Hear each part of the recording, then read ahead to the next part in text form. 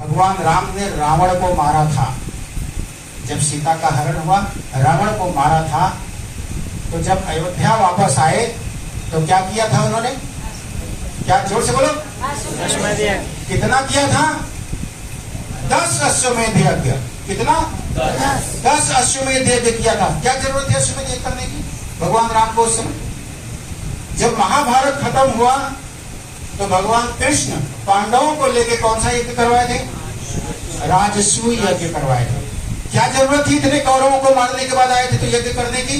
दोस्तों, वो जो 100 कौरव मरे थे ना, वो 100 कौरव तो शरीर को छोड़े थे, लेकिन 100 कौरव जितना साल जिंदा रहे, जब तक जिंदा रहे, अंतिम सांस तक उन्होंने आसुरी शक्तियों को ही वातावरण में भेजा, आसुरी बातें ही की, आसुरी काम ही किया, लड़ाई झगड़ा ही किया, वाद विवाद ही किया, तर्क कुतर्क ही किया, नकारात्मक ही बोलते रहे, हिंसा ही करते रहे।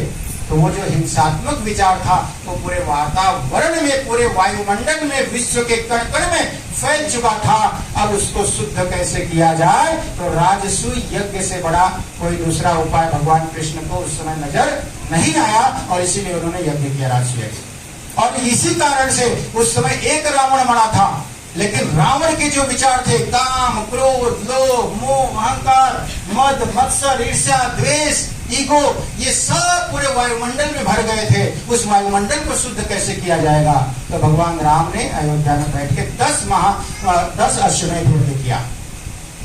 सही है गलत है? सही। ये तो इतिहास साक्षी है। और हमारा ये जो भारत देश है, ये ऋषि मुनियों का देश है, सदियों से यज्ञ करता रहा है और शायद यही सबसे बड़ा कारण है कि ये प्रकृति आज भी इम्बैलेंस होते हुए भी बैलेंस है, असंतुलित होते हुए भी जो संतुलित है, ये दोस्तों आप लोगों की वजह से है, हम लोगों की वजह से है, सज्जनों की वजह से है, क्योंकि वो दिन रात दुनिया के मंगल के लिए, कल्याण के लिए गायत्री मंत्र का जप कर रहे हैं, गायत्री का हवन कर रहे हैं, नामस्मरण कर रहे हैं, भजन कर रहे हैं, कीर्तन कर रहे हैं, सत्संग कर रहे हैं। इसीलिए शायद ये प्रकृति आज बैलेंस में है। दोस्तों, आने वाले समय में भारत को विश्व गुरु बनना है। विश्व गुरु बनने के पथ पे भारत अग्रसर हो चुका है। ऐसे में अखिल विश्व गायत्री परिवार की भूमिका बहुत बड़ी भूमिका है। क्या करना चाहिए? क्या करना चाहिए? करना यह है कि अब वातावरण में आमूलचूल परिवर्तन करना है। पशु, पक्षी, जीव, जंतु, विश्व के कोने कोने में जितने भी लोग हैं, चाहे किसी भी समाज के हो, अमीर, गरीब, ऊंच नीच, जो भी कास्ट के हो, जो भी हो, कोई मायने नहीं रखता है। सबका मंगल, सबका कल्याण, सबको सद्बुद्धि, सबको उज्जवल भविष्य। क्या कौन सा एक उपाय है जो सस्ता भी हो और सार्वजनिक भी हो, विश्व कल्याण के लिए हो, विश्व के हित के लिए हो? यज्ञ से बड़ा कोई उपाय नहीं है। यज्ञ से बड़ा कोई उपाय नहीं है। और जब 1008 कुंड बनेंगे, हर कुंड पे 10-10, 12-12 साधना करने वाले सज्जन लोग, दिव्य आत्माएं बैठ के सामूहिक रूप से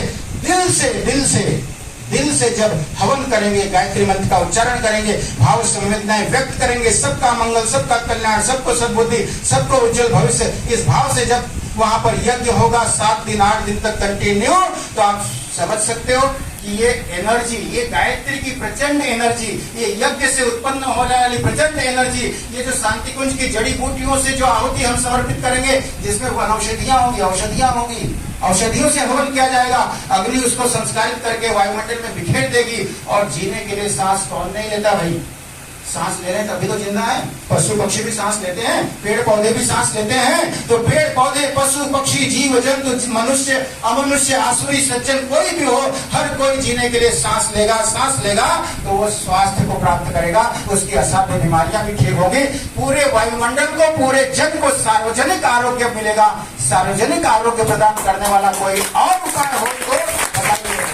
कोई और उपाय मेरे पास नहीं है, किसी के पास नहीं है। इसलिए अश्वमेध यज्ञ करना अब समय की मांग है, समय की पुकार है, युग की पुकार है। क्योंकि आप देख रहे हो दुनिया के दूसरे कोने में लड़ाई चल रहा है, बम गोला चल रहा है। अभी देखो महीनों चल रहा था ना, कितना जबरदस्त। लेकिन भारत पे कोई आँच आई क्या?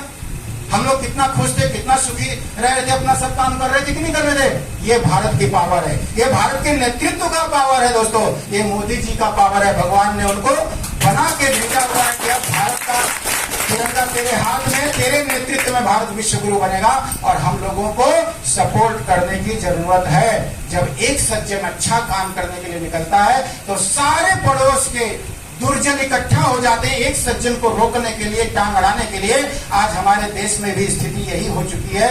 सारी राजनीतिक पार्टियां एकत्र हो चुकी हैं एक सज्जन व्यक्ति को, उस व्यक्ति को जो विश्व गुरु के पथ पर, मार्ग पर अग्रसर हो रहा है, तेजी से विकसित राष्ट्र की तरफ चल पड़ा है दुनिया में। दोस्तों, दुनिया में अगले 2047 तक दुनिया में तीसरे नंबर पे भारत होने जा रहा है। आर्थिक व्यवस्था में जो मोदी जी के पहले 10वें स्थान पे था, आर्थिक व्यवस्था में आज इंडिया 5वें स्थान पे पहुंच चुका है आज के डेट में। दोस्तों, बड़ी खुशी की बात है। इन लोगों को ये दिखाई नहीं दे रहा, बस उनको दिख रहा है मोदी को हटाओ, कैसे भी करके हटाओ। और याद रखना दोस्तों, जिस दिन मोदी हट जाएगा ना, जैसे भ्रष्टाचार का दीमक चाट रहा था सबको, उसी तरह से चाटना शुरू कर देगा। भारत आज यहाँ पहुंचा है, कल खसक के यहाँ आ जाएगा। इसलिए हम सबकी जिम्मेदारी बनती है मोदी जी के हाथ में फिर से एक बार कमान देने की, कम से कम अगले 10 साल तक देने की, जिससे भारत का नेतृत्व मोदी जैसे सशक्त, प्रतिभाशाली, समर्पित व्यक्ति करे दोस्तों, और वो भारत को विश्व गुरु पथ पर लेकर जाए।